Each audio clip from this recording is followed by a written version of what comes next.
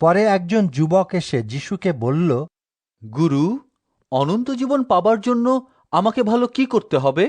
তিনি তাকে বললেন, ভালোর বিষয়ে কেন আমাকে জিজ্ঞাসা করছো? ভালো মাত্র একজনই আছেন। যদি তুমি অনন্ত জীবন পেতে চাও, তবে তার সব আদেশ পালন করো। সেই যুবকটি বলল, কোন কোন আদেশ?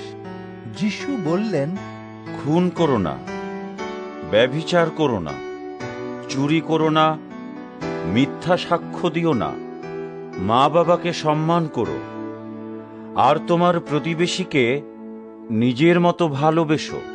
সেই যুবকটি যিশুকে বলল, আমি এগুলো সবই পালন করে আসছি, তবে আমাকে আর কি করতে হবে? যিশু তাকে বললেন, যদি তুমি পুরোপুরি খাঁটি হতে চাও, তবে গিয়ে তোমার সমস্ত সম্পত্তি বিক্রি করে গরিবদের দান করো, তাতে তুমি স্বর্গে ধন পাবে। তারপর এসে আমার শিষ্য হও।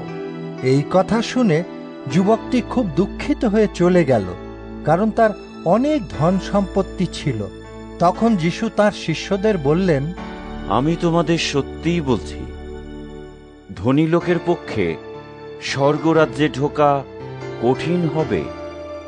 আমি আবার তোমাদের বলছি, ধনী লোকের পক্ষে ঈশ্বরের রাজ্যে ঢুকবার চেয়ে বরং সূচের ফোঁটা দিয়ে উটের ঢোকা সহজ। এই কথা শুনে শিষ্যেরা আশ্চর্য হয়ে বললেন, তাহলে কে পাপ থেকে উদ্ধার পেতে পারে?